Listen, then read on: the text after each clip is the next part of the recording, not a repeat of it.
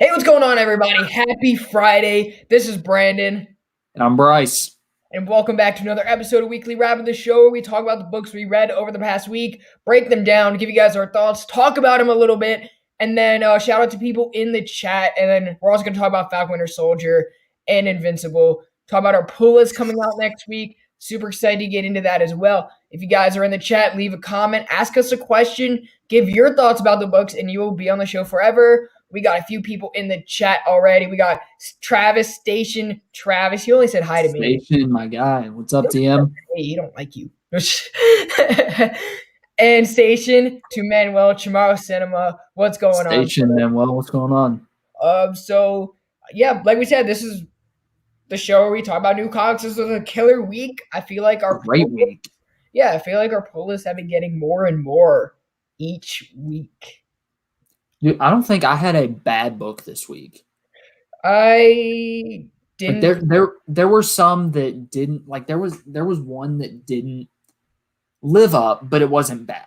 Yeah, and a lot of these books, honestly, I'm kind of the opposite because some of them were like very much above my expectations. Some were like very below my expectations. I don't know. We're Yeah. gonna get into that. First book we're gonna talk about today is gonna be Thor number 14. This is by Donny Cates and Nick Klein, and we got another person in the chat. What is up, Steve? How are you doing, brother? What's going on, man? How you doing? Hope you had a good day. Hope everybody here had a good day for that matter. This is by Donny Cates, Nick Klein, Thor number 14. This is the ultimate issue, in the final issue in the Donald Blake run. So everything is coming to a They head. are, man. This is So in the previous issue, Thor took the Destroyer armor. That's all you got to know. Okay. So we're dealing with Donald Blake being on Asgard and everyone who is part of Thor's life being like Beta Ray Bill, now he's on Asgard. Loki, Odin, Lady Sif. I didn't see Valkyrie here though.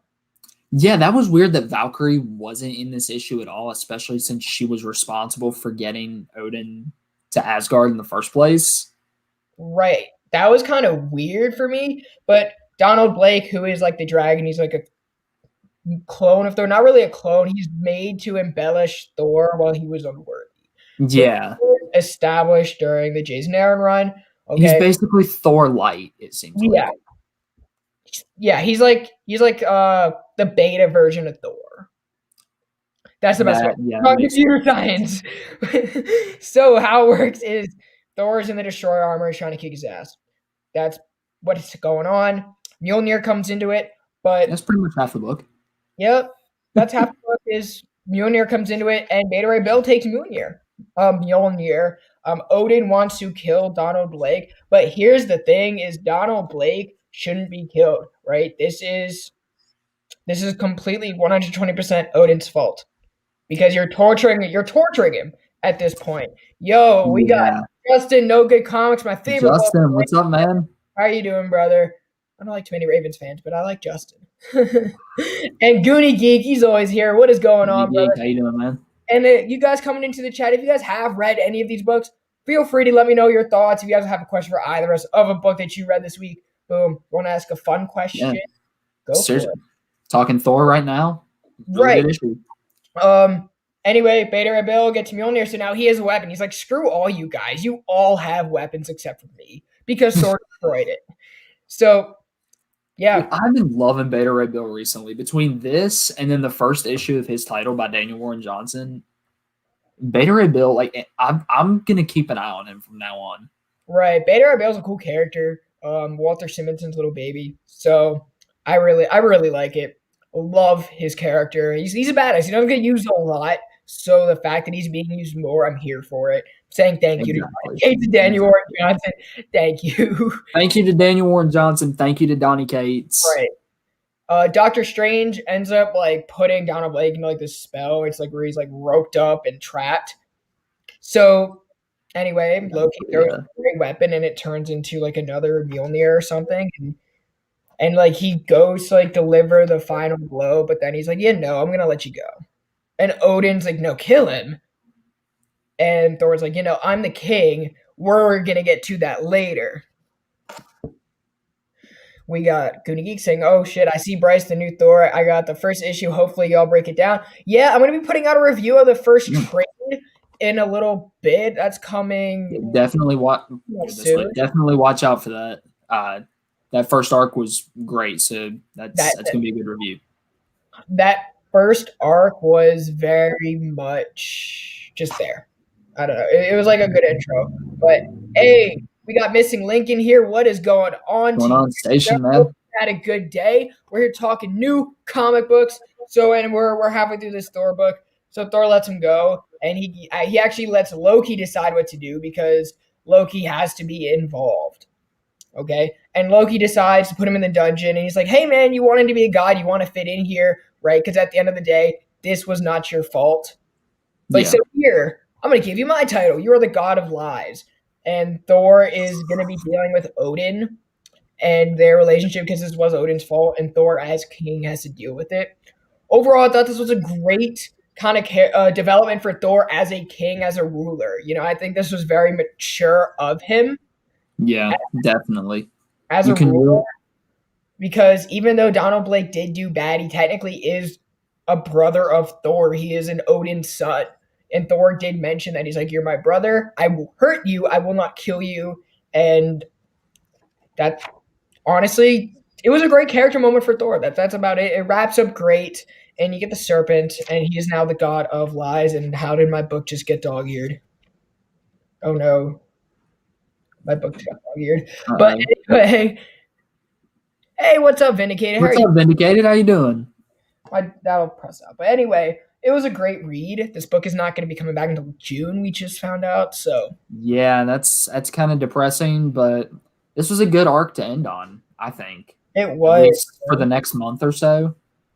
It was definitely an arc like this. I can see how you would want to take a breather afterwards and just Right. kind of let it process and let it like. I don't know for sure how Marvel does trades, but since they are taking a month off, if you were looking to catch up on Thor, this is the perfect time to do it. And honestly, you would not be making a mistake in the slightest. Also, if you're reading this on Unlimited, you're still going to be able to have like that same experience. That's true. Um, and I just really like how this wrapped up everything with Donald Blake, and this just didn't wrap up a single arc. It wrapped up a whole kind of segment, a whole Yeah, story yeah, of Donald Blake, and really just gave him justice. A lot of times when we have characters like this, we don't see that happening. We don't really see all that happening. Two which characters, they kind of get left. They get left, So I really appreciated that. We got Fable in here. What's going on, what's up, Fable? babe? What are you doing? You, sir, station, my guy. But anyway, yeah, let's move on. What did you read this week, Bryce? But yeah, one more thing I will say about this. Donald Blake and Thor is kind of a unique situation as far as alter ego goes, where they're actually two separate people Right. instead of one. And so they did a really good job at kind of explaining how that dynamic would take a toll over time in this arc. And honestly, really, just like you said, great issue, great arc, great finale. Right. 100%. What did you read this week? So I read Daredevil, number 29, by Chip Zdarsky, art by Marco Cicchetto. Probably my favorite creative team in Marvel Comics right now. And honestly, this issue is probably one of my favorites that I've read in a while. Especially with this whole arc with Mike Murdock now coming into play again. If you guys remember from Daredevil Annual 1, he came into play. And so we open up with Daredevil in prison. Last issue, he was poisoned, and so we're dealing with the aftermath of that. He gets outside and realizes that this was all premeditated, that somebody poisoned him, and now he's about to get killed, basically. People are trying to kill him. Right. And so then we cut to Elektra. There are a few different subplots throughout all this. So we go from there. We cut to Elektra. She's training her Robin of sorts that she met in Kingdom Black. And so it's a really interesting dynamic between these two. I can't remember the girl's name because she's not called by name in this issue. She was once, but let's just keep going. Okay, she was once. Okay, but She's more like referred as like a thing, you know? pretty much, we know Elektra's not the best with human interaction, so that's kind of Right. how it goes there. And so she's training her, and hey, what's up, Jen? How you doing? And so she gets taken out on a mission with Elektra. She's going to stop some of Izzy Libras's goons, the new kingpin of New York. Right. And so Elektra handles business and basically says, hey, you're collecting security fees for the kingpin. All right, now I'm gonna collect security fees, and I'm gonna make them fees that are near impossible to pay. So you want to operate in Hell's Kitchen, you got to do this. Right. It was really interesting how she was able to combine Matt's philosophy with her own and become her own Daredevil of sorts. Right. She's like trying to be like him, but she understands that in order for this to work, she has to be her own self. Or she has to be, Exactly. but she can't be Elektra. Not true. She has to be somebody else, but she can't be She like Daredevil. she can't be Matt Murdock. Right. And so then we cut back to Matt in prison, and it's him basically trying to what's the word? Drain the poison from him or negate it somehow. Trying to like focus his body. He's trying to Pretty much. trying to calm himself down and get to the root of the poison and heal himself. Basically. And he's trying to do all that while he's got this prison gang approaching him. Right. So it's a stressful situation for Matt right now. But then he just starts going nuts, and Marco Ciccetta drew it beautifully, but that's a side note. And then we cut to Izzy Libras, the new kingpin of New York, talking about how to deal with this new Daredevil. How she's like, I thought Kingpin was I thought Wilson Fisk was taking care of it, and now we have this. And so she's like, I can't worry about this right now. I'm going to be in charge of the city, and I'm going to put Butch in charge of Hell's Kitchen, which Butch, if you guys don't know, is the son of Wilson Fisk. Right. So when we're on full circle. Whenever I see Butch, I always remind myself of Gotham. Have you ever seen you've seen Gotham, right? I haven't. Gotham is one of the only superhero shows I haven't seen. Anyway, there's this guy Butch, right? And he's just like he's like somehow survives everything, but he's kind of a good. He's like just kind of there. He's a sucker, but he survives. He's a sucker who survives. So oh my gosh, it was kind of funny for me, but yeah, it's really cool how this is all coming full circle. Like the relationship between these characters is so small, but Zdarsky has a way of kind of getting it into like this larger plot. And if you think ahead, this will create an even more troublesome situation for Matt once he is suited up as Daredevil again, because now he has to deal with Wilson Fisk as the mayor and Butch Fisk over Hell's Kitchen. Well, also Butch Fisk is friends with his brother, with Mike Murdock. Yeah, so we find that out in the next page. Actually, we see Mike Murdock, his twin brother, Matt's twin brother, is posing as Matt. And so he goes and meets with Butch, and we find out this plan to take down Izzy. Right. So basically, not only are two generations of Fisks running parts of New York that Matt is attached to, but now his twin brother is trying to work his way in there as a kingpin. As like a co-kingpin, it sounds like, with Butch.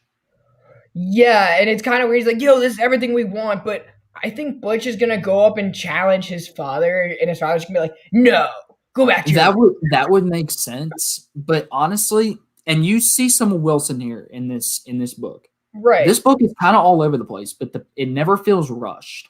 The pacing was very good, and like all the different subplots make sense. Stayed on this run. You have to remember a lot of stuff about this book because we've been so distracted by Daredevil just being in prison and Elektra being Daredevil. Those have been the And two there, plot points we've been focusing on, while we've kind of ignored what else has been going on the other side of things, on like the flip side. So this issue is just bringing them all together. And keep in mind, right? I could also see this Bullseye who's being, I wouldn't want to say resurrected, but brought up again. Kind of. okay, did he die during that Battle of Hell's Kitchen? I can't remember. I don't think he died. I think he just like lost it. I don't. I Which don't. when does Bullseye not lose it? When is Bullseye? Yeah, he's Bullseye. I mean, he just shot Gog in the collar. Pretty Pretty much. But yeah, so we see Wilson Fisk going to visit Bullseye. And this is where I kind of get the sense that Wilson is Kata Zdarsky. Yeah, they really haven't seemed out of character at all. Zdarsky really understands, especially in the Daredevil realm. You can tell he's done his homework. Right. And hey, Miss, what's going on, Michelle? How are you doing? Hey, Moonlit, how you doing? So yeah, I don't want to say Wilson Fisk is over being the Kingpin, but you can tell he's moved on to bigger and better things now. right. He's the mayor of New York. Right. Hey, and we got Fit to be Red. I knew this guy was It could be red. He's in here every week now. One of our we got a good crew every week. We got a good crew. good crew, great crew. I think the worst part of this book was the ad for Reptile, and I was like, oh, I don't care. Yeah, that kind of caught me off guard. I was like, wait, That what? really caught me off guard. This is what you're gonna do. But yeah, so after we see Fisk visiting Bullseye, we cut back to Matt, and he is still fighting, and he gets stabbed, and he passes out, so we know he's not dead, but everyone in the prison thinks he's dead. yeah, but it's And so that's where we wrap up. That is what we end on. Right, and I still feel like this run, Zdarsky's Daredevil, and people are sleeping on. People who are appreciative, people who are not, are just like, I'm not getting into it. Get into it. In my opinion, this is the best run at Marvel right now. This is, yeah. I would say this is the best and most consistent run because you know what you're getting every month. Fit to be Red says, I feel like I'm the only one here, and he is, hey, we have Michael I'm the one here who knows the least about comics. Hey, we're here to learn, man. Welcome to the show. Wow. Michael Conrad's here. So I guess we kind of have to talk about Wonder Woman now. This is by Becky Cloonan and Michael Conrad, who's here in the chat. Wow. 100%. What is going on, good sir? What's going on? So Wonder Woman doesn't exactly remember who she is. So this is kind of like reminding me of when Aquaman lost his memory after what was it called? It was that event that Dan Abnett did leading into Kelly Sue DeTonic's run. Anyway. I don't. I've been slacking. Drowner. DC wise, if it's not Flash or Batman, I've been slacking. Right.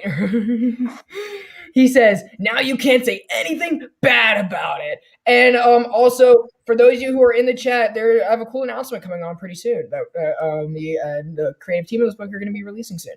So now that Michael Conrad is in this chat, I thought about grabbing Wonder Woman. I haven't been. Michael, I'm sorry, but since you're in the chat, I'm gonna pick it up. Dude, I'm telling you, I have not bought a Wonder Woman book. I haven't read it religiously. I haven't read it. I really have never had a Wonder Woman book on my pull. I've kept tabs on Wonder Woman books. I've given this is the only one that's really grasped my attention, and that's what I've heard too. So she's in Asgard. She doesn't know who she is. She just knows her name is Diana. She's a badass with a sword. So she goes. So there have been a lot of people disappearing. Okay, one person that she has been very friendly with. She became very friendly with. They fought together, and they went missing. A bunch of the Valkyries went missing. So her job is to find it. She goes and she finds Thor. This is not the same Thor that we know. Yes, they're both assholes, but this one is a special asshole, and this one built different and has red hair. So this one actually more tied to actual Norse mythology Thor? Yeah, this is more in the Norse mythology route. So that's why it's like piquing my attention so much, because I love it. And I'm not exactly like a fan of Diana being like so dependent other people on Amazon or like other people anywhere else. But I like her in this setting because it's like Diana just going back to her roots as a fighter. Oh, and Becky says hi. What's going on, you guys? Hey. So she wants Thor's help to find the Valkyries. And to help out, yeah, I'm gonna butcher this. It is Yggdrasil, oh, which is dying, and Thor's like, because I've been fighting. My She's listening to how she works. Oh, thank you Oh, so much for thank tuning you in. guys. Awesome. Thank you guys. Why? I can't say anything bad, you know? So I mean, I was thinking about grabbing Wonder Woman. I've never been a Wonder Woman fan, but since you guys are taking time to listen and watch our show, I'm gonna take the time and let you guys introduce me to Wonder Woman. So thank you guys so much. this is a great run because you don't need to know all the nonsense that goes on Amazon. I feel like that's a cult, but this is like completely separate. And she's like, she's like, and Siegfried is among the missing, and Thor's like, I don't really care. And meanwhile, he has his sword like with him. So anyway, her and her squirrel friend Ratatosk. Ratatosk is super fun. Ratatosk is fun. It's like Ratatosk reminds me of everything that resembles Scotty Young. That's literally every time I see Ratatosk, I think of Scotty Young. So I don't know why. Okay, yeah. I would love to see a cover of Wonder Woman and Ratatosk done by Scotty Young for this one. I would love it. But anyway, that would be pretty sweet. So she needs to go figure out where it is, and she goes to Nivelier to get a weapon. Okay, that's like where the dwarves are. And Ratatosk's like, oh, but there are these other dwarves that will attack you, and they do. So this is just like an adventure after an adventure, fight after fight.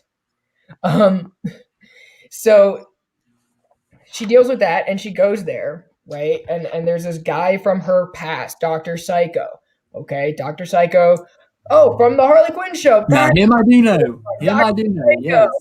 And he's making weapons. Why? Because he's like yay big. He's like, Tom Cruise big. But and he's making swords, and that is manipulating these other dwarves. Okay. And kind of like manipulating other people to fight for him. And he's like, I can make you a blade. He's like, shouldn't you be on Olympus? And then she's like kind of trying to remember why she's here in the first place. And like everything is very foggy. Steve says, hit them likes, y'all. And yes, hit this like, subscribe to the show if you're not already. Good word, Steve. Yes. Hit them likes, y'all. Okay. So, one of them's like, Ratatosk, come here, guys. I know this guy. I know he's a pain in the butt. And she ties him down. And she's like, I'll be back. Once she like figures out, she's trying to find the Valkyrie Fortress. Okay. And Darkseid's like, oh, let me go. Which I thought that was like very fun because she's like, I know you're a pain in the butt. So I'm gonna keep you here until I figure it out. And I loved it. So she's going to find the serpent who has the key to the Valkyrie's fortress. And this serpent is huge, and she's like, and Ratatosk's like, oh, be careful, he's gonna eat you. She's like, I'm careful, and trips. So it's kind of like like when your parents say like, don't walk with your phone in your hand, you're gonna drop, and then you drop it and the screen shatters, and they're like, I told you so. Yep. So be careful around the stove, and then you burn yourself. Right. So she finds the serpent, and the serpent says, hey, we got Morbius in the chat. How are you doing, sir? If you guys haven't said hi to me, what's up, Morbius? You guys do so because they're in the chat. I didn't see him in there at first. I thought we were getting a DC Marvel crossover. It's like, it says we got Morbius. Yeah, we got Morbius comics. I see that now. So she used to climb to the top of the tree to get this egg so that she can get the key to the serpent, which he ate. So he's like, I'm going to eat you, but you have to get me this egg, and I'll get the key for it. So they strike a deal. She knows it's BS. So she finds the egg anyway, and she runs into Odin, who is in the tree, and this Odin is kind of a ditz. He's like very ditzy. Which he's kind of not really relevant. He's just there. And she's like getting like these images of Siegfried, and then he disappears. So it's like kind of furthering her own motivation. She finds this egg from this eagle. It's like a giant egg. It's like twice her size. So she opens the egg and gets in so it could save her from the fangs of the serpent. So they take the egg back, and then the serpent eats the egg. So now she's in there to get the key without being, well, dead. Honestly, Yes, this Mormon. is fun. It's very light, and all like the new characters and like the different elements are very thoughtful. They're very built up a little bit more. At times I'm going back and I'm just like, Yeah. wait, did this happen? My only biggest gripe with this issue is I can't pronounce half the damn names. So, Which tends to happen when you dive into mythology, whether it's right. Greek, Roman, Norse. Travis Moore's art is always rewarding to any title, so I think that that's again a great reason why I'm on here. I'm very glad that Becky and Michael are writing this book. That's me neither. He's like, I can't pronounce. I write them, but I don't. At least hey, you don't have to pronounce it to be able to write it. That's a plus. Exactly. So when you're looking at like this Wonder Woman book, what separates it is a lot of times she's like depending on a relationship of a dude and like relationships with other people. This is just her going about her own adventure. Oh, hi, Grandpa.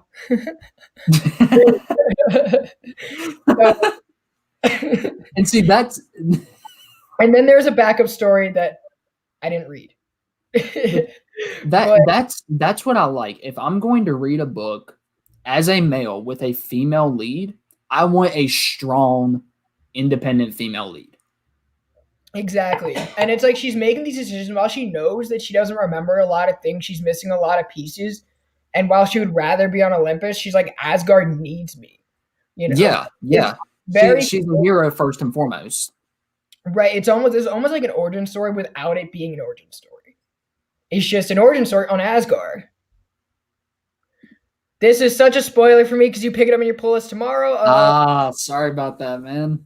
Morbius, you knew that, bro. Come on. You knew that. Yeah, that book actually sounds pretty fun now that you talk about it. And it's badass. It's Wonder Woman running out with a sword and a squirrel. And I'll have to see if there's a shop open late tomorrow, and I'll have to pick it up after I get off work. I'll have to get what is it? What issue is this again? 771? It's 771, so pick up 770. 771, so I got to pick up 2? Honestly, this is my biggest sleeper book in DC right now because everyone's so hyped about like what Tom Taylor doing, and then if you're not hyped about what Tom Taylor's doing, you're hyped about what James Tynion is doing. If you're not doing any of those things, you're mad at Brian Michael Bendis for doing whatever he's doing. In which case, pay attention to the Philip Kennedy Johnson Superman books. Wonder Woman is a book that has never really sold, and I think this one has a lot of potential just because it's so different than like the other Wonder Woman books and their tropes. Yeah. He's just saying, he's like, those guys are okay. Those guys are okay. Yeah. They're fun. He would know. They're fun. They're fun. They're fun. I like reading their words on the colorful pages. Right. And yeah, he's like, I somewhat enjoy it. So this book is very great, and I'm excited. I'm also excited for Joelle Jones and her Yara Flores story. Again, I've never been so invested in a one. Yeah, I didn't read Future State, and so I know next to nothing about Yara Flor. But I might have to give that the first couple issues a shot. Yeah, for sure, man. I enjoyed it. I really did. But yeah, that's Wonder Woman. And once again, big thank you for Michael Conrad and Becky Cloonan for being here and supporting the show. I can't wait to have you guys on soon. I don't know if I'm supposed to say that yet, but I can't wait to have you guys on the show. It's gonna be fun, man. It's gonna be great. And then you were speaking about Philip Kennedy Johnson. I believe that was your next book, right? Superman by Philip Kennedy Johnson and art by, let me check the artist real quick, Scott Godlewski. Yes. Speaking of names I can't pronounce, there's a lot of that in here because this deals with an alien race, which I thought was pretty interesting. I thought it was a really interesting concept. And I thought it started out really well with the whole family dynamic. But here, we'll just break it down. So it opens up with Clark being pulled down into some kind of abyss, which we don't know what it's about at the time, but we find out later. And so that's the first page. And then it opens up to Clark, Lois, and John playing mini golf. Yeah, it was like, Just okay. a fun day with the family. And honestly, that is where Philip Kennedy Johnson writes this book best, is when he's dealing with family dynamics and just family conversations. We're in. I guess let's confirm. Nice. Live show, you guys. Confirmation here, guys.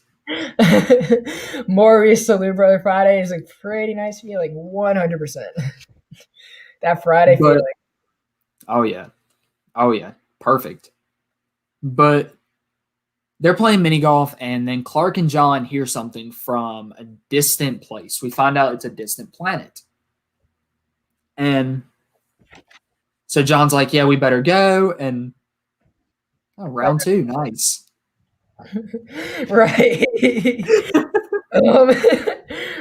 Back on track. Back on track. So they fly to this distant planet. Meanwhile, Clark is telling John how he knows these people, how him and a couple of their natives fought this creature a long time ago.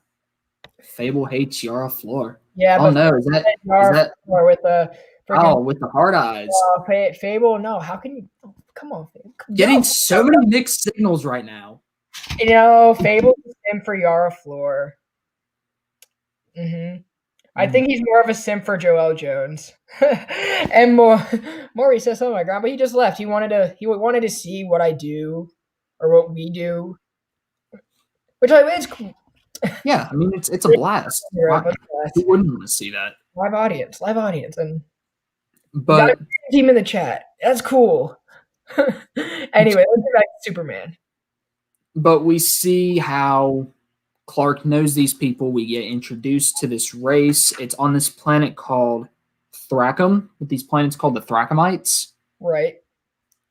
Which they kind of look like xenomorphs a little bit, which is kind of funny considering Philip Kennedy Johnson's also writing Alien. Book reads just like Alien. See, I didn't think so because I thought the tone was a bit different for most of the book. It's a different tone, but it's like the same script. It's just Joss Whedon tone versus Zack Snyder tone. That's literally how I took it. Well, those are two totally different movies, two totally different books. at least to me anyway. I can see what you're saying for sure. I think these two in the chat are fighting for Yara Floor.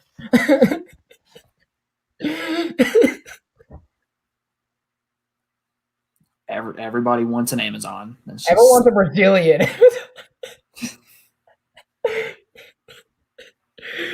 Anyway. But they get kind of a hostile welcome. And then one of the guys that Superman fought with on this planet comes to greet him. And it's basically, the entire issue is basically backstory about this planet with their leader and just building up the backstory between Clark and this planet. Right. That's what it is, really. It's a lot of setup, it's a lot of dialogue, and it's a lot of... Which, honestly, my favorite part of Philip Kennedy Johnson's writing so far between his Superman books... There's something going on! Travis, come on, bro. My lord. Fable is so much better looking dude. Go for him. I'm kidding. We gotta lose some viewers. What is going on in this chat? All of you are beautiful. Okay, all of you are beautiful. Whatever love triangle's going on here, you got good for you guys. Anybody good for you guys? Huh? Anyone here for a punchline? But anyway. But yeah, which that's honestly my favorite part about PKJ's writing is the dialogue.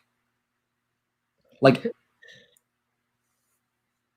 yeah, his script is well done. The way he instructs like the panels to be drawn, but the dialogue shines for him.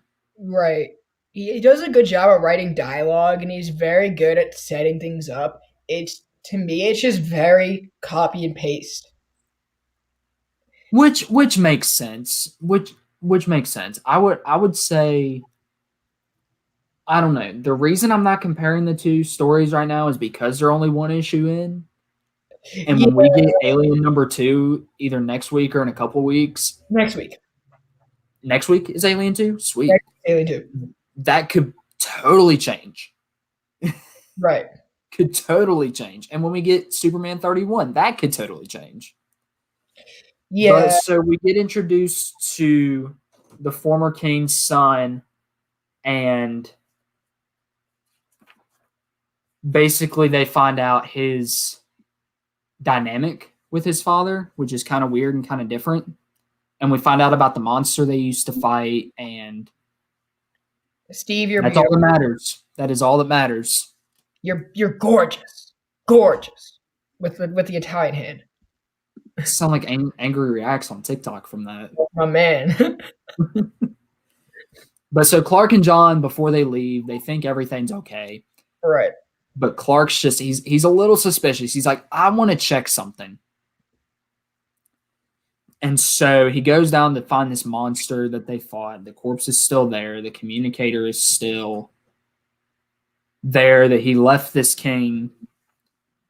And Clark discovers something that was mentioned earlier in the book about how language on this planet is different and how multiple words mean multiple, or how the same word can mean multiple things. Remember that Rick and Morty episode where they said the same thing? I don't, but I think I remember reading like a book once. It was like Vietnamese was a language that had like, the way you inflect the word could change the meaning. But no, I regretfully haven't watched Rick and Morty yet. Right. It's on the list. But so we flash forward to his friend that he met in the beginning, and something's not right with him. Something is not right with him at all. And so we find out that this creature that they fought is not dead. And that's where the language thing comes in. Clark thought he said that it's not the end after they killed this creature. But what he was actually being told was it's not dead. And so that's where we end off. There was a Tales of Metropolis story that I did not read. I would prefer there to be a few more extra pages in this story than having a backup story that no one's reading about Jimmy Olsen. And if you are reading the backup story about Jimmy Olsen, why? Well, okay, Sean Lewis wrote this one, and I'm not a huge fan of Sean Lewis, but I read one of his indies that he did once. I think it was Sean Lewis that did an indie that did a book for Image called Thumbs. Yes. That I really enjoyed. And so I might go back and read that just to see how Sean Lewis does with that. I read his Future State Superman. I read it digitally, and I was not impressed. I don't know. It depends on the kind of story with him, I think. Because Thumbs, I did really enjoy. Can you believe that we're talking about a bunch of DC books in a row? I just want to point that out. Hey, DC has honestly been doing a really good job lately, especially compared to what they were doing pre-Future State. Pre-Future State, really a mess. Pre-Future State, other than Batman, and when Josh Williamson was on Flash. Yeah, I don't remember. Well, I think the tipping point was when Scott Snyder stopped writing Justice League. Yeah, see, I got back into DC in the middle of Zack Snyder's Justice League run. And I jumped into Flash in the middle. Huh? Scott Snyder's. You said Zack. I said Scott Snyder. My bad. In the middle of Scott Snyder's Justice League run, and I already jumped in the middle of Flash, was trying to put that piece together. And Justice League just didn't make the cut for me. Right. So, yeah, I definitely do want to go back and reread that. Next book on my list, this issue is already, I don't know why it's reselling, because there's a first appearance, a new character to the Batman universe, everyone goes nuts. Okay, fine. And that variant exploded for $250. So I'm just like, God damn. That was a weird. The Batman universe team alone is crazy. Yes. 100%. And once again, if you guys Now, are on the live chat, you can make our day by asking us a question or letting us know your thoughts on some of the books you read, just like Fable says. now all we need is a solo Red Hood ongoing. Please, please. I would do another Batgirl book, or I would do a Batgirl like mini. I enjoy her character. But you got to See, give her. okay, it would feel weird for me to have a Batgirl book and it not be Barbara Gordon. Yeah. She's Oracle right now. Anyway, I got Joker #2 by James Tynion IV, art by Gilliam March. He also had a book on Carmen. Came out this week that I'm not reading because I'm not a fan of Carmen. I know a lot of you guys are. I'm not. It's not doing it for me. I skipped it too. Yeah. So what's been going on in Joker? I did not like the first issue, but this is my pick of the week, not because of the price tag on it, because it was actually a very good book. It was very well read. There was a lot of dialogue. There's a lot of writing. There's a lot of foreshadowing. So this is written in the perspective of Jim Gordon. He is going on a hunt for Joker, who is on an island doing his own thing, living off Batman as riches. Have I read Beast Wars? No, I'm not. I'm not. I grew up with the Transformers movies, but that's about the extent for me. I'm not a Transformers guy. But so Jim Gordon is going on a hunt, and he's just getting everything ready to go, and he's like going through his thought process of being a cop. You know, where do I draw the line? Am I okay with going over the line to support my family? How can I protect my family and be a good father? So that's what's been going on. Am I echoing, by the way? Not at all. No. Okay. Tomorrow liked Joker quite a bit. I did too. And so before he's going on to this hunt, right, he uses the bat signal. He gets like an old bat signal out, and Batman takes forever. So he says, "Hey, Batman, why'd you take so long? I've been freezing you for an hour." Batman's like, "Oh, this sucks." So Jim Gordon is telling Batman every part of the deal of who hired him. He's getting offered $25 million to go kill Joker because of what he did during Joker War. Okay, and Jim Gordon has faced off with Joker many times. Okay, we have gotten a Jim Gordon focused story with the Joker before, but this kind of, which was a big trope from the last issue that I had an issue with, but this is taking it a different direction, which I liked. Also, it looks like Fable and TM are going at it. They're always going at it. Out of pocket, TM. Out of pocket. Is it tomorrow? I don't know. Yeah. He said, wait, let me be included. Just wants to be involved in the smoke. So he's telling Batman everything, but he doesn't say, "I'm going to go kill him." He's like, "Oh, they hired me just to bring him back." And Batman's like, "Why do you want to do this? What's going on?" And Jim is like, "Dude, this guy is dangerous. He's put us all through hell." Yeah. What is a Doomsday Clock? It is a book that literally took 4 years to put together, and it was garbage. So anyway, Batman's like, "So what do you want now?" And Jim's like, he's like, "I want your." Why is my grandpa at Brandon? Travis, you live on an island, bro. You live like Krakoa. He lives on an island. Why is your grandpa my grandpa? Jamie Madrox can be in more than one place. So Jim's like, "Yo, I need stuff." And Batman's like, "I'm broke, bro." He's like, I don't have those amount of resources." He's like, "No, I need like some utilities from your utility belt." So that's exactly it. And then Oracle is on the line, and she's like very against this. She's like, "No, he's gonna go get himself killed. Don't let him go, Batman." And then Jim gets this look on his face, right? Sips his coffee. As he's sipping his coffee, he's like, "I'm gonna pull something out of my ass here that I've been hiding from him." He's like, "Are you sure you're not worried about me, Barbara?"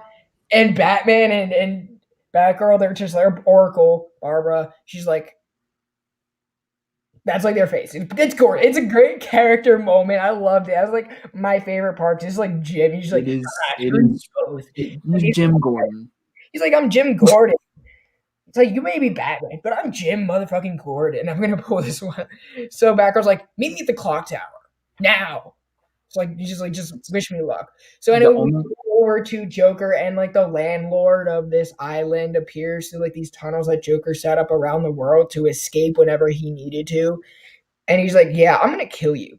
Joker's like, "Why would you do that?" He's like, "People are coming for me anyway from everything that happened in Gotham. So do you really want a war?" He's like, "You might want to protect me." So the guy's like, gets all suckered in. He is like one eye, and Joker's like going batshit crazy. And he's like, "Yeah, no, give me 30 men because they're coming for me," which is a setup for what we're going to find out later. And this is like written in chapters, right? So it's like kind of established dang. in different ways. Jim goes to the watchtower and they're talking about Barbara and her rehab, why she's Oracle, because the chip in her that allows her to move following the killing joke, it's been like kind of overloading her system. Yeah, he Yeah. lives on Krakoa, guys. Krakoa. Um, so Jim ends up telling Barbara that he's gonna go kill Joe. She's like, "Why are you doing this? Right? Can't we just forget about him? He's already caused us enough pain." He's like, "Yeah, no, but I'm gonna kill him. But don't tell Batman."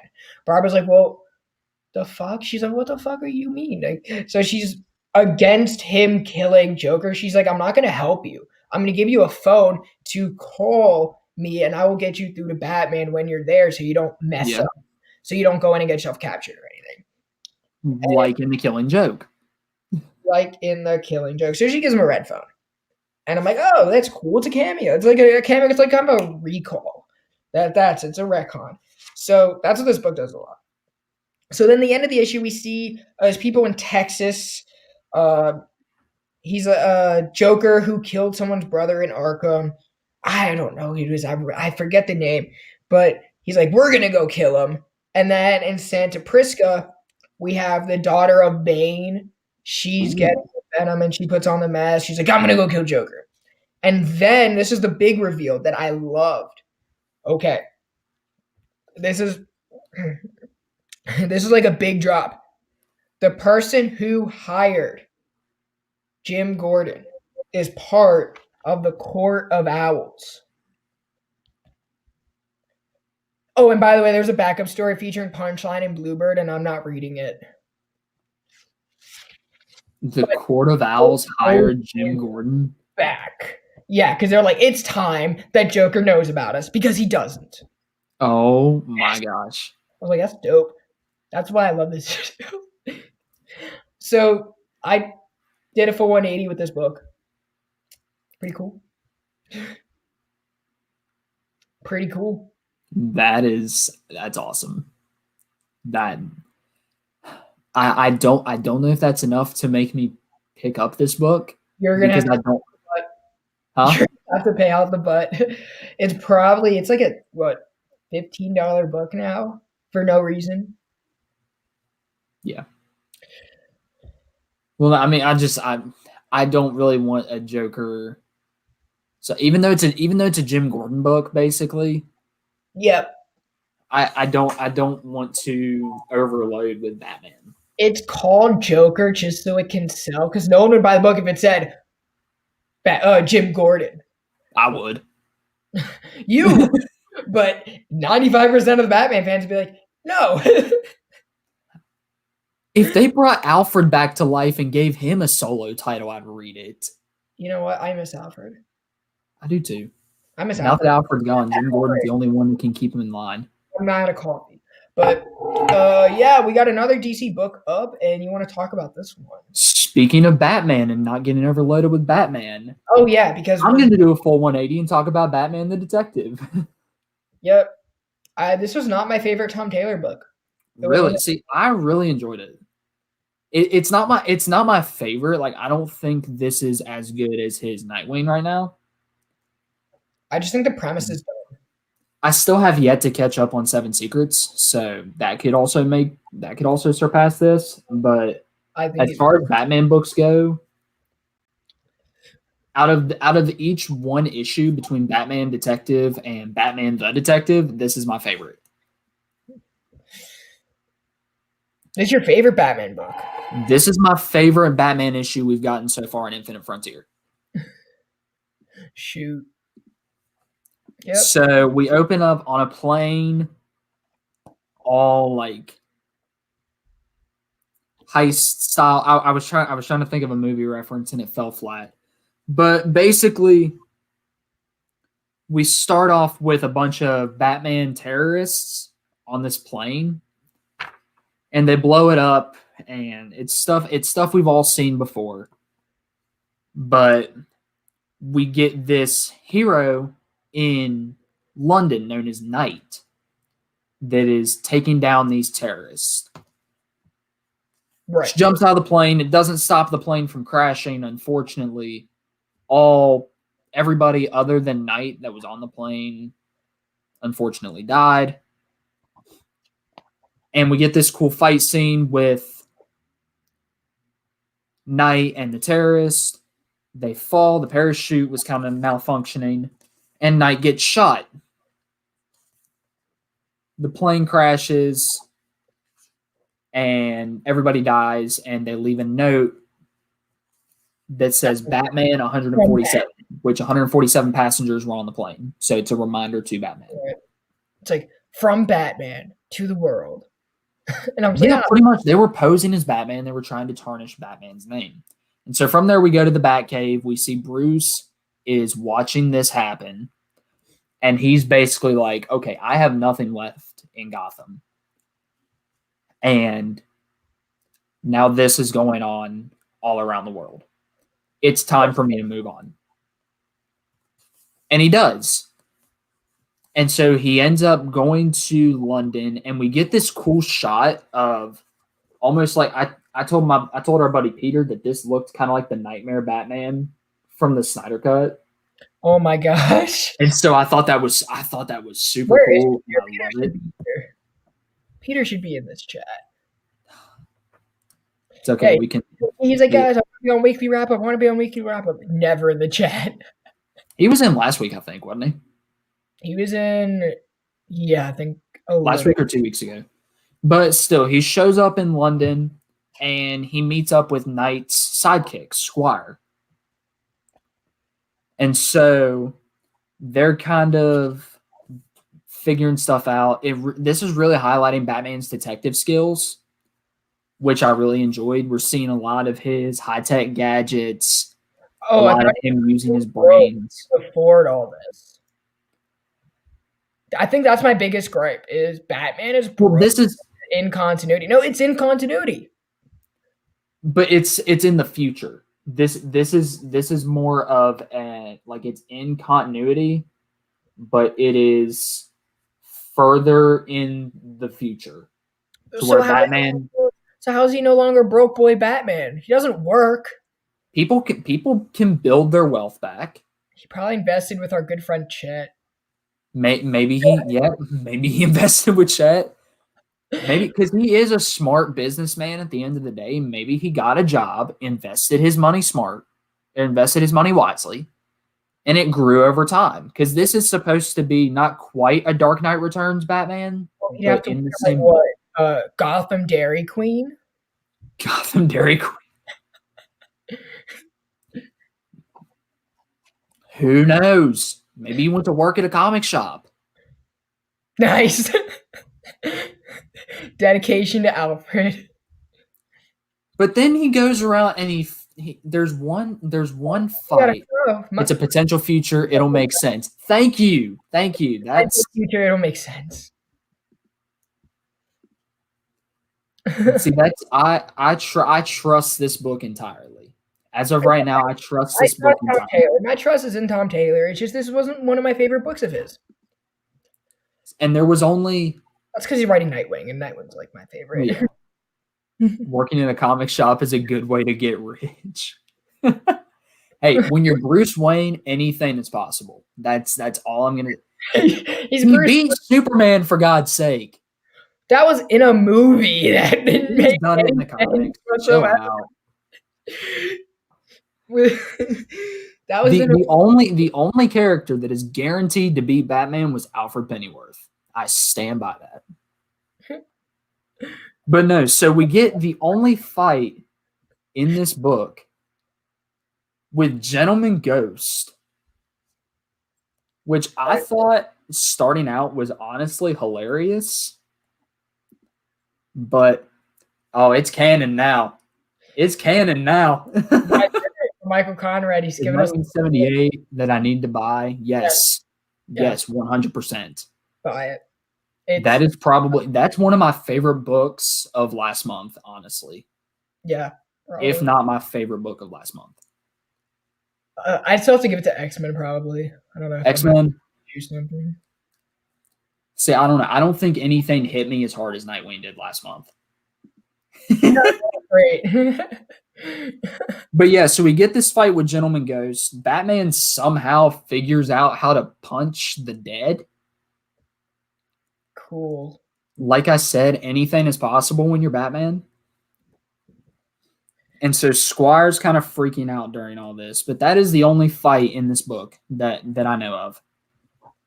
And so it cuts to Batman visiting Knight, trying to figure out what's going on. Like, why are these people doing this? Like, what's going on? And then they attack the hospital. So I was wrong. This isn't the only fight. There's a fight. There's a smaller fight. Well, not a smaller fight. There's a fight like 2 pages later. Yeah, it was only gunfire and people jumping. Yeah, it was gunfire. Not a whole lot of people got hurt. Batman tackled a guy out of a 3-story window. 4-story window. I just want to say this about this book.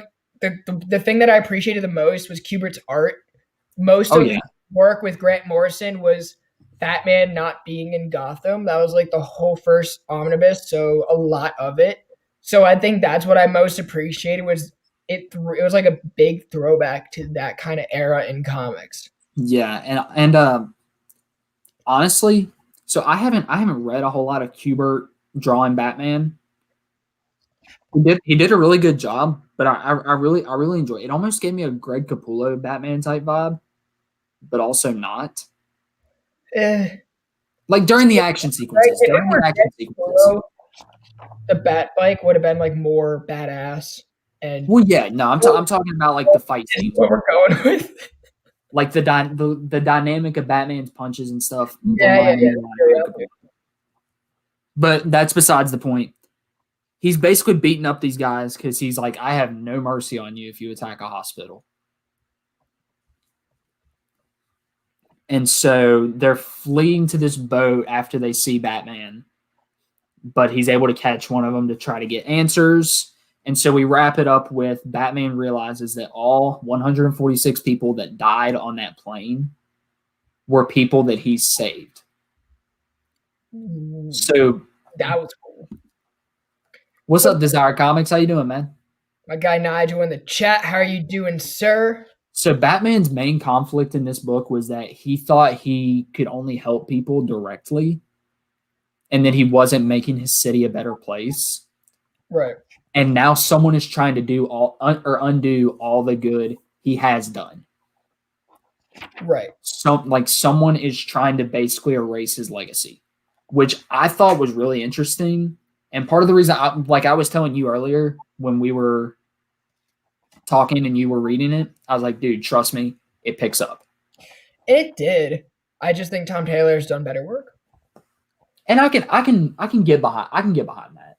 You know, it was definitely, this is shaping up to be my favorite Batman book that I'm reading right now because it is focused on his detective work.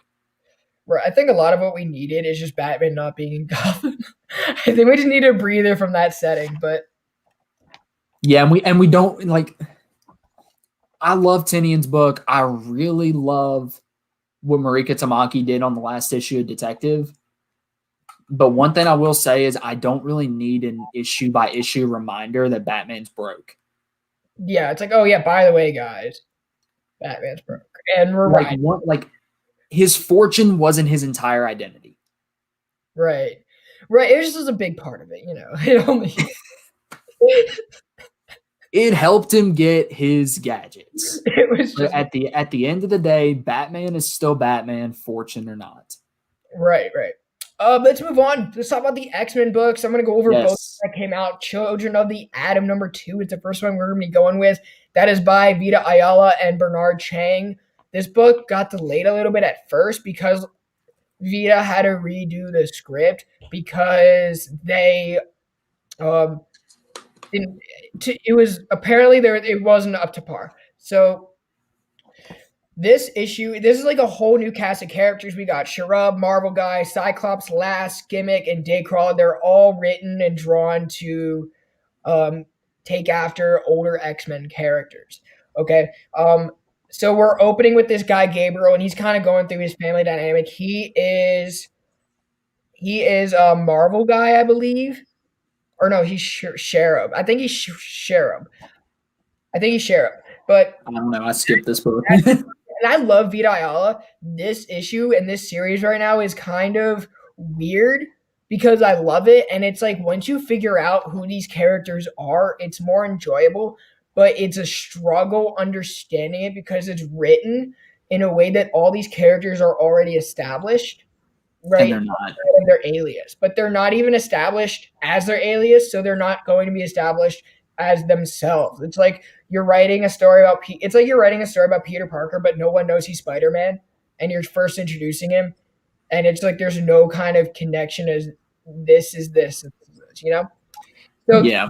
the team is going to a Dazzler concert, and then we kind of jump to an action scene where they're fighting other mutants. And I don't know if you guys have read Champions or the Champions Outlawed. So what was it? The Kamala Act is basically like, okay, no teenage superheroes, and Yeah. I think it's like you have to be 21 in yeah, order to be a yeah. hero. So Captain America, Iron Man, and Captain Marvel, they go to the Krakoan embassy in New York just to say, hey, you guys can't be doing this. And so Storm and Jamie Madrox and Mystique greet them, and they're saying, well, why do you care? This is our affair. We need to deal with it. What are you guys gonna do? You guys, and they're like, well, the people who made the law, they're gonna start enforcing it. And then Storm comes back and says, well, you guys don't enforce it for humans. Why are you gonna do it for mutants? Like, what is this BS? So Yeah, that's what I like about this wave of X-Men is the mutants are just like, yeah, we'll do what we want, and if we right, feel like dealing with it, we will. right. So but again, once you figure out the chaos in this book and like kind of how unstructured it is at first, like it's structured in their character moments, it's just who they are. Who they are isn't really established. So it's like I'm constantly flipping to the title page or to the character page.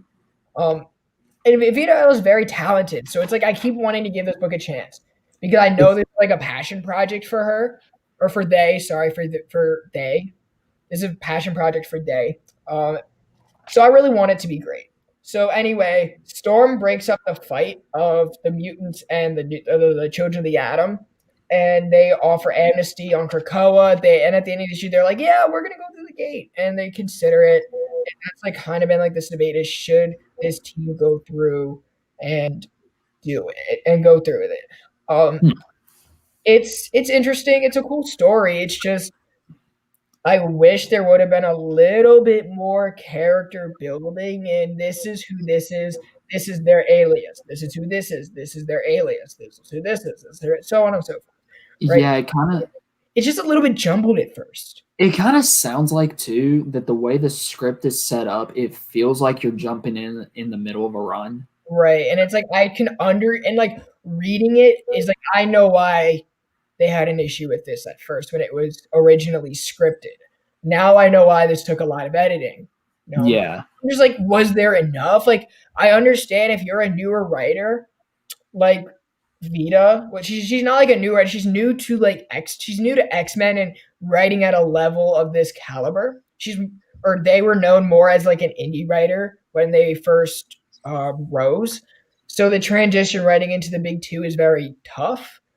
So yeah, especially with hey, years and years of, hey, what's up, man? Especially when you have years and years of history with mutants right, and just you're jumping into not only that history but this complete revamp that Jonathan Hickman did a couple years ago. right, but these are also new characters. So Vita has to Yeah, understand kind of like the balance of how to introduce not just new characters but a new team into a yeah, world that's kind of like precedented off of House and Powers of X. and that's honestly because I would dabble in writing stories here and there just in my free time. I've always found that creating characters and creating all new stories is much harder than writing already established characters. Right. Because you have to come up with everything about them. Right. As opposed to just a story featuring these characters. Right. And Ross, go answer your question. Yes, I'm doing better. Good, man. Good to hear that. Surgery's tough, so I'm still in a lot of pain. The hip is hurting, but just gotta live through it. You guys have been very supportive, so thank you guys so much for bearing with me through it. But yeah, I want to like this book. I really do. I know Vita has talent in there, and there are great moments. It's just I wish these characters were brought, like, characterized a little bit better. Yeah. And that's just it. That's my biggest gripe, is I understand how this can be a struggle. Which you liked the first issue, didn't you? I love the first issue. In this issue, I didn't like as much. I enjoyed it once I figured it out. It took 3 rereads, but I know a lot of people don't 3. For it. Yeah, it took 3 rereads. And usually I'm able to read a book and get it. Other X-Men book that came out this week was Wolverine, number 11. This is by Benjamin Percy, and the art is by... Why don't these X-Men books have the credits at the front page like every other book? Come on, Hickman, you're not that special. Scott Eaton is the artist. We're dealing with vampires. We're dealing with Dracula. We're dealing with Wolverine and a revived Omega Red who died and is now born onto Krakoa. So, we're dealing with that. And Wolverine is hunting hunting vampires. So he's like traveling all over the US, all over the world. And so is Omega Red. Okay, so Omega Red is like on Krakoa and he's like terrorizing everybody because he's Omega Red. He's a giant asshole. He's kind of a douche. He is a douche. So Sage, Beast, and Wolverine are like monitoring him, and Wolverine's like, you guys know that I don't like this guy. So Omega Red leaves Krakoa under the impression he's not being watched, and he goes and reunites with Dracula. Okay? And Dracula is like, we need more of Wolverine's blood because their race is growing. When they started growing is very unclear because I guess it's Dracula, and while the world slept, the X-Men were reborn and Dracula grew his people. So they need more Wolverine because his healing factor is like the way that their race is going to survive. Interesting. So that's what we're going with. So Dracula scans his brain just to make sure that Charles Xavier isn't there, but because he was reborn, right, he's like no knowledge. So when they scan his brain, nothing shows up. I'm like, that's cool, right? So they're able to still understand what's going on. Omega Red comes back and tells them everything. Wolverine goes to, I think it's France he goes to. I think he goes to Paris. And he meets up with this girl who he used to fight vampires with, and apparently now she's a vampire. She's also Christian. She's like represented. That's interesting. Huh? I said that is an interesting mixture. Yeah. Christian vampire. Who'd have thought? Christian vampire. Who'd have thought? You're right. I was gonna say something, but it would have been messed up, so I didn't say it. So Omega Red goes back, and he's like, "I need to tell you guys something," to Krakoa, and that's where we're left off. So we're dealing with that.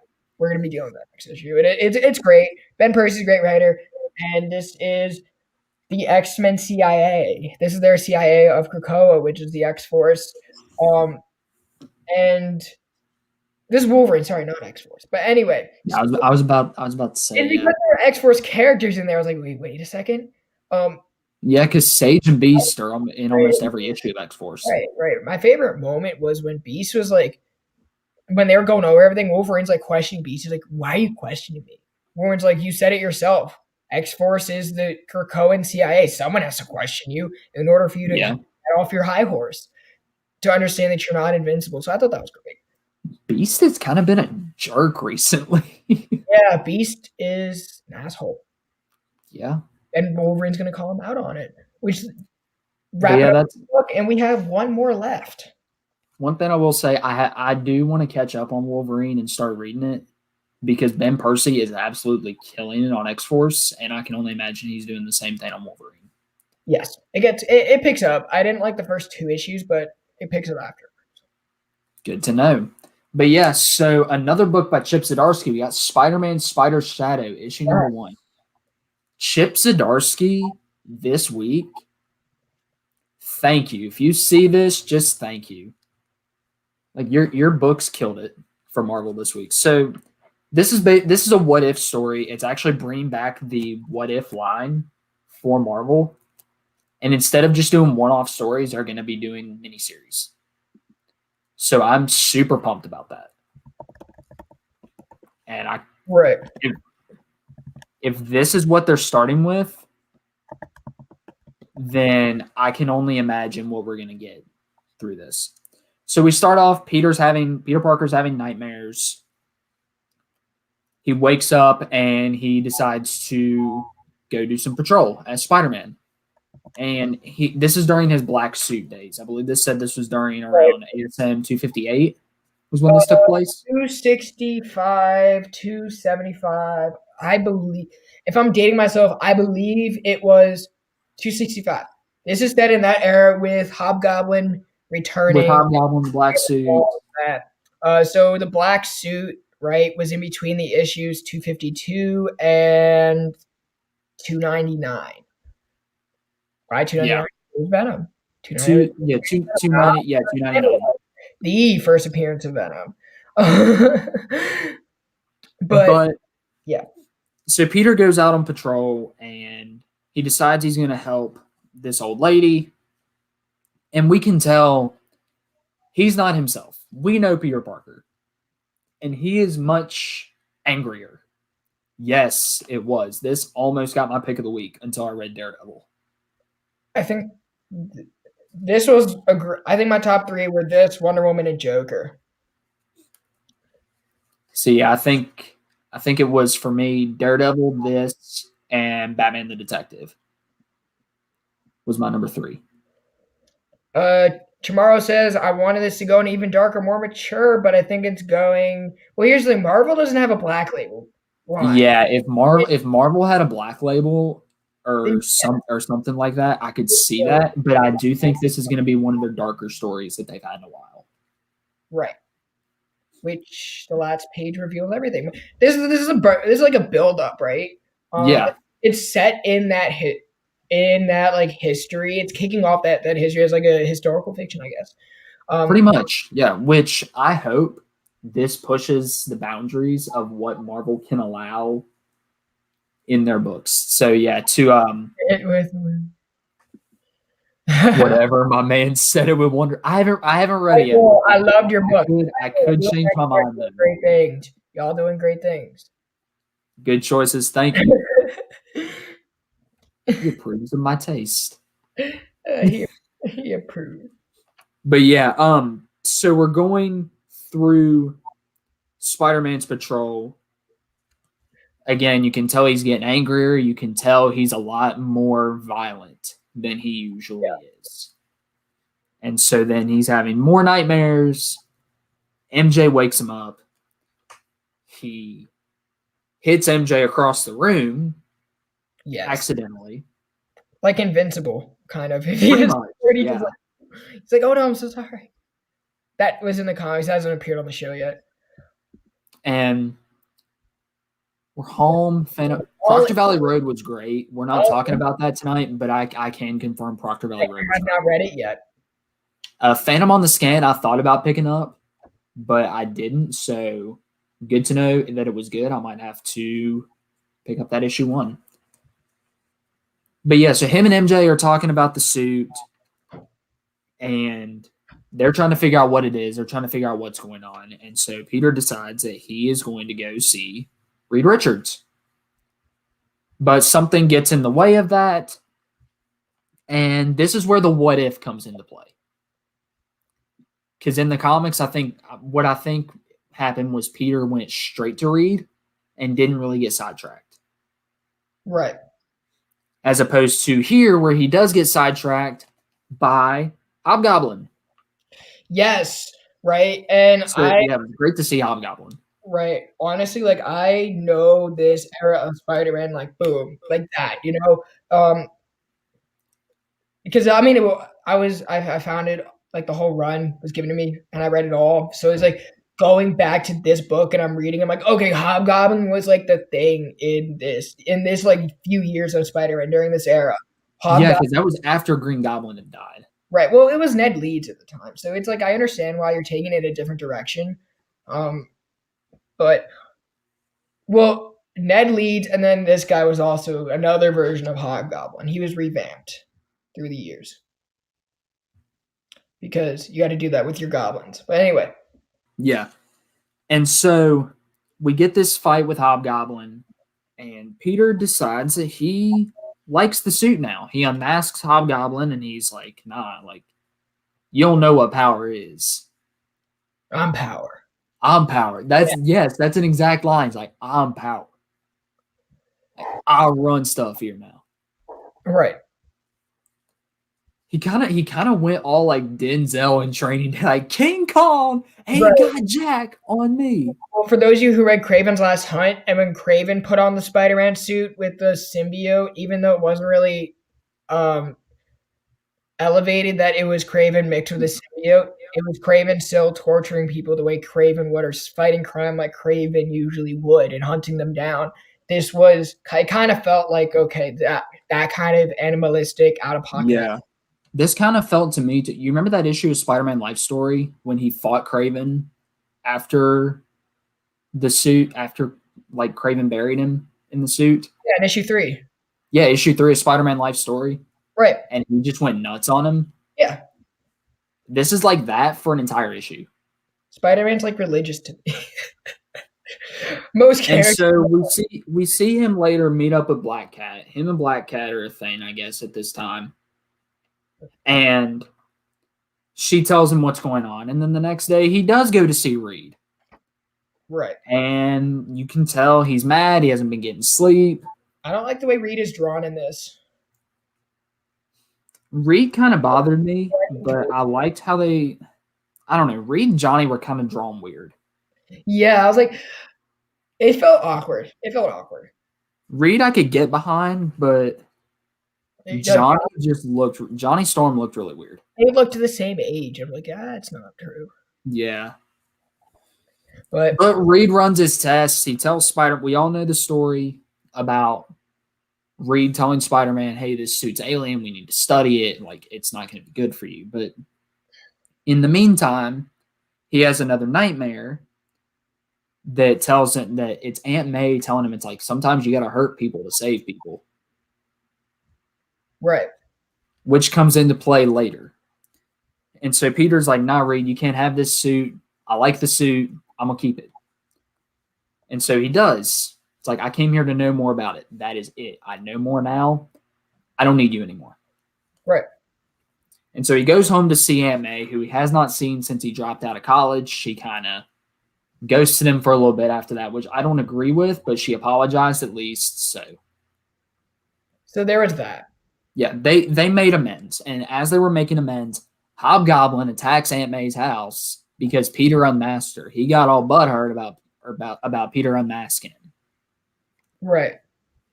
As he should. He's Hobgoblin. He's supposed to be taking He's Hobgoblin. He's crazy. He's basically I don't have an attachment to Hobgoblin like you do.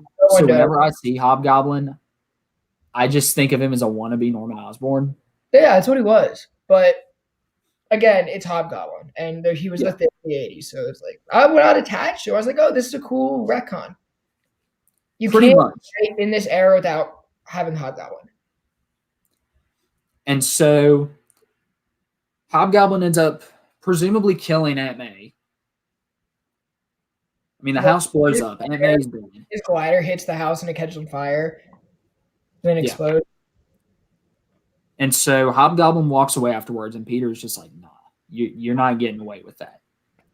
And so we see him web them all up, and now we see him go full Venom. Right. And like Peter Parker is Venom now.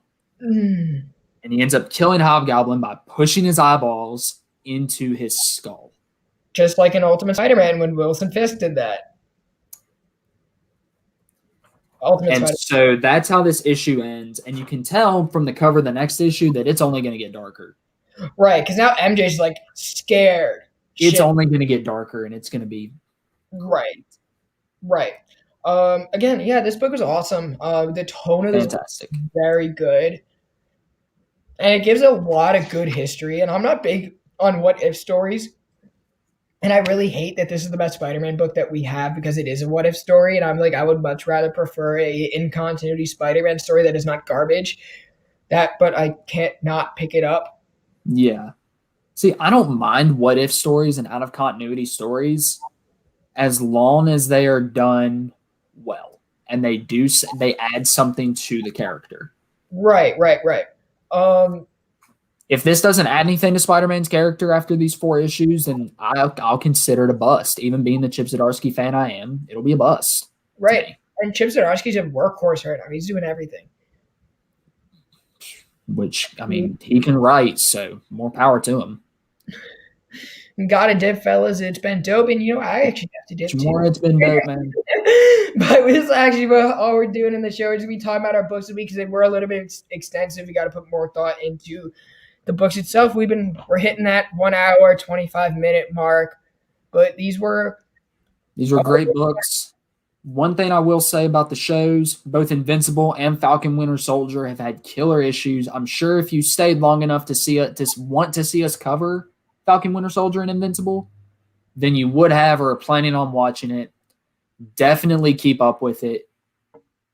Both episodes were insane. They were. We're probably going to be doing a show talking about both of them when they come out, when the seasons are finished. Yeah, most definitely. Definitely going to be doing. We've been talking about it, but we haven't figured out a date. But anyway, if you guys are catching this on the replay, thank you so much. Make sure you subscribe to the channel. Yeah, thank you guys. Follow Bryce on Instagram. It's in the description below. And it's Hillbilly Comics right here on the. A big shout out to Michael Conrad and his partner Becky Cloonan for being in the chat while we thank you guys. Wonder Woman. That was super cool. I mean, that was super cool, you guys. Thank you so much, and make sure you guys are picking up Wonder Woman. It's a great book. Anyway, I know I'm gonna be next week on Weekly Wrap Up.